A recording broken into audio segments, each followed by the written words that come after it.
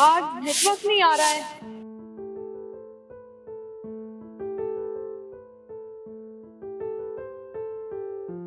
शिखा, रिद्धि, तुम यहाँ कितने सालों बाद देखा है तुम्हें, कैसे हो? मैं तो बहुत अच्छी हूँ। तू बता, तेरे क्या हालात हो रखे हैं? ये क्या मांग में सिंदूर और ये मंगलसूत्र? तेरी क्या गांव में शादी हुई है? हाँ, मेरी शादी इसी गांव में हुई है। वैसे तू यहाँ क्या कर रही है? मैं तो अपने हस्बैंड के साथ आई थी प्रॉपर्टी विजिट करने के लिए। एक्चुअली वो साइट पे विजिट करने गए हैं। मेरे फोन में ना नेटवर्क नहीं आ रहे थे। वो क्या है ना, ये तो गांव है, यहाँ पे तो लोग टच फोन यूज ही नहीं करते होंगे, इसीलिए बस। अच्छा ये सब छोड़, तू बहुत दूर से आई लग रही है। तो एक काम कर, अंदर चल, मैं तेरे लिए अच्छा सा खाना बनाती हूँ, अंदर आके आराम कर ले। आजा। एक सेकंड, शायद तू भूल गई है कि मैं शहर में रहती हूँ। मैं ये गांव में सरवाइव नहीं कर सकती। अरे यहाँ पे सारा टाइम धूल मिट्टी उड़ती रहती है। अरे उसी धूल मिट्टी उड़ते उड़ते तुम खाना भी बना लेते हो और वही खाना खा भी लेते हो। तुझे तो पता ही है ना गांव के लोग कितने अनहाइजीनिक होते हैं। एंड यू नो ना हाउ आई एम हाइजीनिक, सो इसीलिए बस। कोई बात नहीं, तू अंदर बैठ तो सही, तुझे अच्छा लगेगा।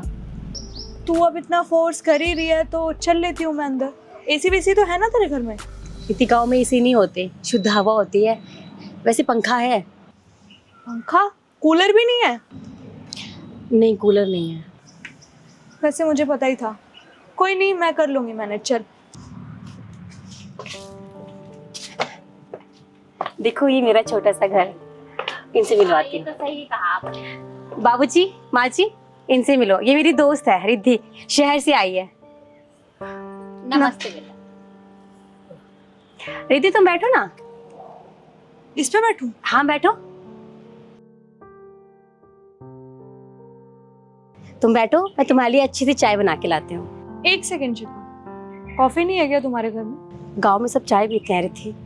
तो एक्चुअली क्या है ना, मैं शहर में पली बड़ी हूँ तो वहाँ तो सब कॉफी पीते हैं। कोई बात नहीं, ले आओ। रिद्धि के लिए चाय बना रही थी, आप लोग पियोगे? हाँ बेटा, एक काम कर, सबके लिए बना के ले आ, सब लोग पी लेंगे। हाँ हाँ, ये ठीक रहेगी। जी, मैं बना कर लाती हूँ। और बताइए आंटी जी, कैसी हैं आप? अरे बेटा, मैं तो बिल्कुल ठीक हूँ। तुम बताओ, तुम कैसी हो? मैं तो बहुत ही अच्छी हूँ। आप लोग एक बात बताइए, ये गांव में सारा दिन धूल उड़ती रहती है, कैसे सरवाइव कर लेते हैं आप लोग? अरे बेटा, हमारा तो बचपन गांव से ही जुड़ा है। बड़े बूढ़े भी गांव में ही, हम भी गांव में ही, और बच्चे भी गांव में ही रहते। पर तू कब से शहर में रहती बेटा? अंकल जी, मैं तो बचपन से ही शहर में रहती हूँ। मैं वहीं पैदा हुई हूँ, वहीं पढ़ाई हुई है, वहीं पे मेरी शादी भी हुई है। और आप लोगों को एक बात बताऊं, मेरी ना शहर में ही शादी हुई है। और जो मेरे हस्बैंड है ना, वो मंथली के 3 लाख रुपए कमाते हैं। वैसे शिखा का हस्बैंड क्या करता है? वैसे गांव में तो खेती बाड़ी करता होगा, इसके अलावा तो क्या ही कर लेगा वो। अरे नहीं नहीं बेटा, हम लोग यहाँ बहुत खुश हैं और बहुत खुशी से रहते हैं। वैसे तुम्हारे घर में कौन कौन है? वो आंटी जी क्या है ना, मैं और मेरे पति ही रहते हैं साथ में। सास ससुर हमारे गांव में रहते हैं। पर क्यों बेटा, तुम लोग साथ में नहीं रहते? नहीं नहीं आंटी जी, एक्चुअली क्या है ना, शहर में ये कोई रिवाज नहीं होता कि सास ससुर साथ में रहेंगे। और मैं तो चाहती भी नहीं हूँ कि मेरे सास ससुर कभी मेरे घर आए। जब भी मेरी सास आती है ना, मेरे को पूरा दिन किचन में ही लगना पड़ता है। अरे ये कर दे, वो कर दे, खाना बना दे। अरे मैं तो पूरा दिन घर के कामों में पिसी रहती हूँ। इससे अच्छा है कि वो गाँव में ही रहे। अरे मैं तो बहुत सुखी रहती हूँ। वैसे आप लोगों को एक चीज दिखाती हूँ मैं। देखिए अंकल जी, अभी ना हमने रिसेंट में एक प्रॉपर्टी ली है। देखिए, अच्छी है ना? हाँ। एक और चीज दिखाते हैं।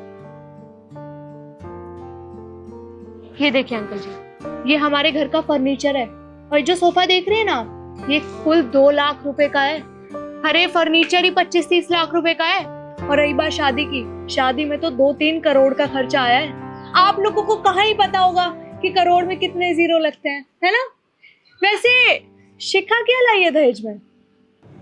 अरे बेटा, हमें दहेज में कुछ नहीं चाहिए। हमारे लिए तो संस्कारी बहू आ गई, यही बहुत है। और हमें दहेज का करना ही क्या है? देखिए आंटी जी, ये तो कहने की बात है। अगर शिखा अपने घर से कुछ दहेज में ले भी आती तो आप कहाँ रखते? घर जैसा तो घर नहीं है आपका। क्या लाई है शिखा दहेज में? ये खाट, ये चेयर, यही उम्मीद थी, है ना शिखा? वो सब छोड़ो, तुम चाय पियो। शिखा अच्छे कप तो ले आती कम से कम। अच्छे तो हैं, हमारे घर में सब इनमें चाय पीते हैं, पियो। My God. बाबूजी लीजिए मत, लीजिए ये भी आ गए।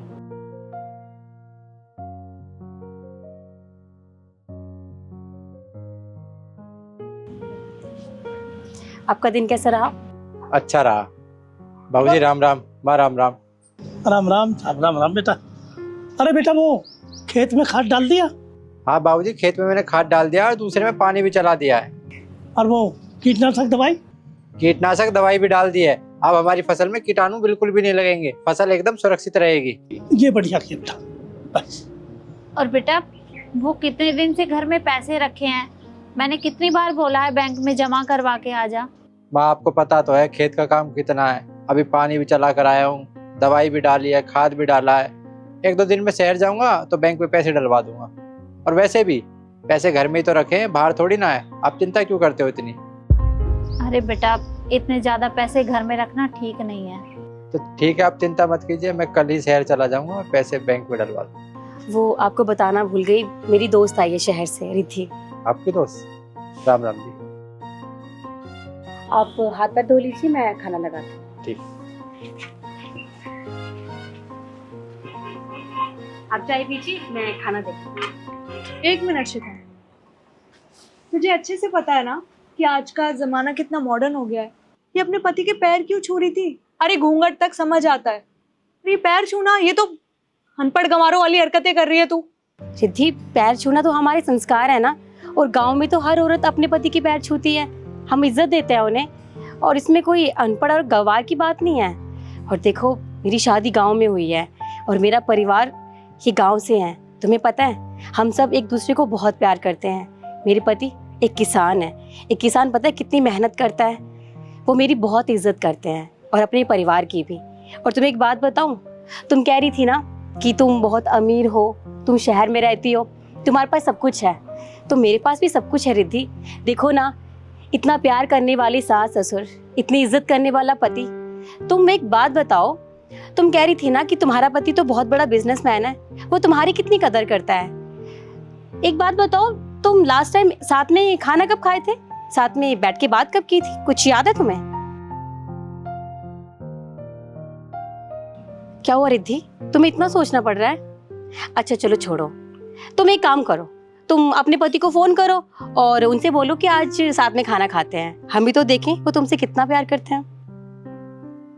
हाँ ठीक है, मैं फोन कर लेती हूँ, कौन सा मना करेंगे मुझे। अभी देखो तुम।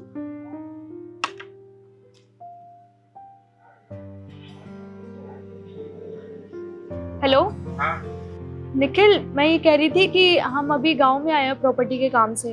अभी यहाँ से जाते टाइम हम दोनों डिनर पे चलते हैं ना आज। निखिल वो क्या है ना, बहुत दिन हो गए हमें कहीं गए हुए, चलते हैं ना आज।